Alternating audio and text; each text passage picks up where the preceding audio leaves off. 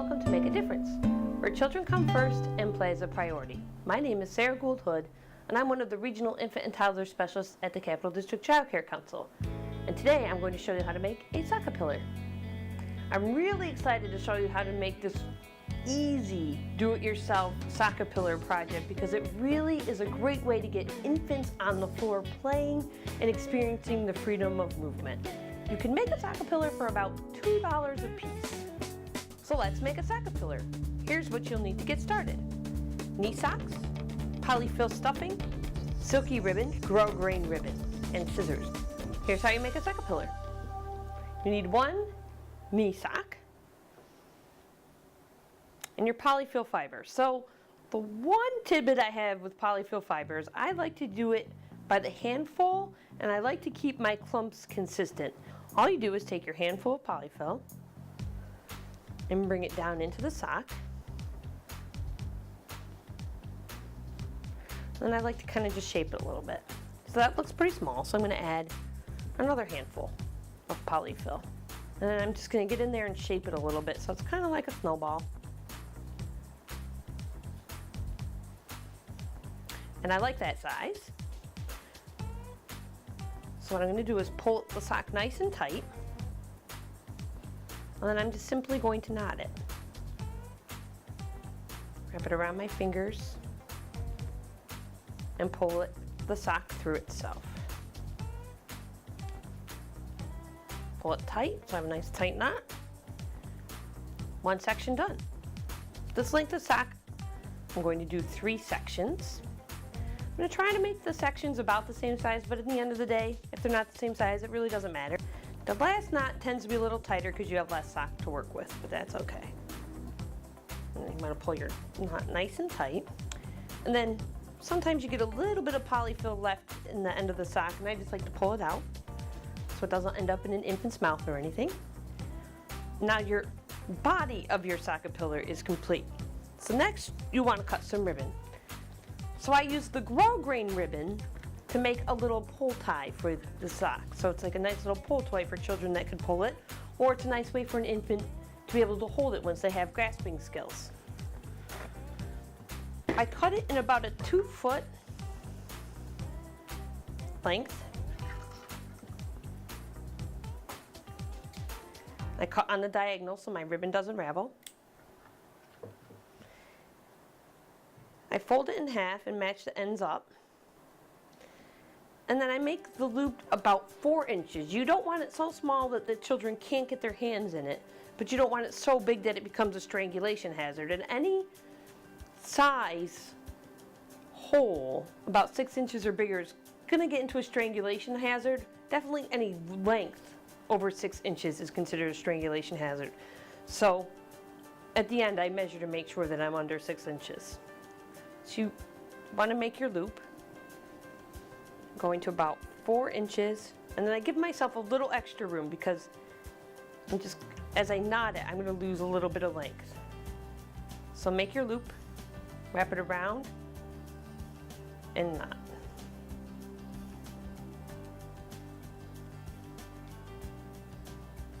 Pull your loop through, and you might want to check your length again. And pull it down. So I'm happy with that. Just about 4 inches. I think that's a good size. I'm going to take the top end of the Sockapillar, and at the bottom of the sock knot, I'm going to tie the grosgrain ribbon. Put it underneath, and I just cross over and pull down. Pull down really, really, really tight. And then I pull it down really, really tight again. And that should be good. And I just measure my ribbon, under 6 inches, under 6 inches. I like them to be a little bit of different lengths, just to add a little bit of variety to it. And I'll leave them like that. So then I picked some ribbon that matches the sock nicely. And I'm going to tie them around just to add some extra sensory experience, some extra texture. It's nice visually. So I'm going to cut it in a foot length. Again, cut it on the diagonal so it doesn't ravel. I'm going to start on top here. I'm going to put the ribbon underneath what I've already tied on. And I'm going to tie it so that the silky side is out. So I'm going to tie it inside out. Go through and pull. Pull it really, really tight, as tight as I can. And I'm going to do that again to make sure it doesn't come off. Pull it really, really, really tight. And then I'm going to snip the ribbon so it's not the same length as the black grosgrain. I have a little short one there. And maybe keep that one there. And they are definitely under 6 inches. So I've got my handle to pull it. They want to pull or hold it. Then, to add a little extra sensory again, I have a different type of ribbon, and this is a really nice, fun type of ribbon. It has 2 different textures to it that you can see and feel. So again, I'm going to cut it in about a foot length on the diagonal. I'm going to go to my last knot and tie it underneath the sock. Pull it tight. Check my 6 inches. Under 6 inches.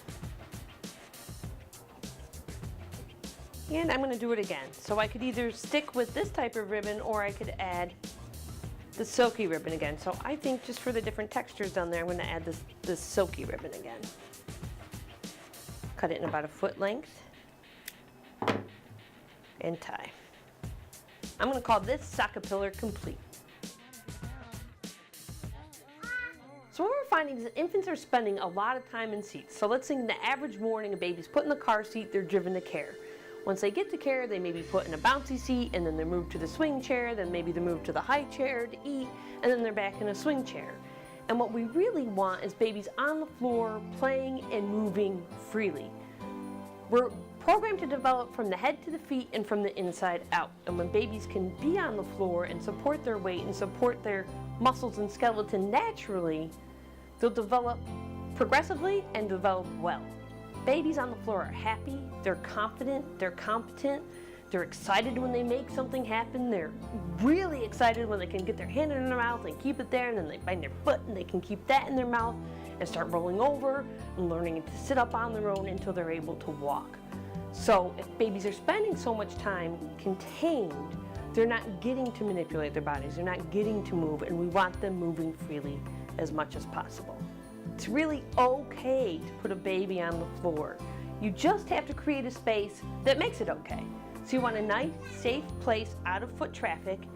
You can put a blanket down so it's nice and clean, put some toys out for the babies to explore, then take the baby, put the baby on the floor with you, and sit down next to the baby as the baby starts to explore their world freely.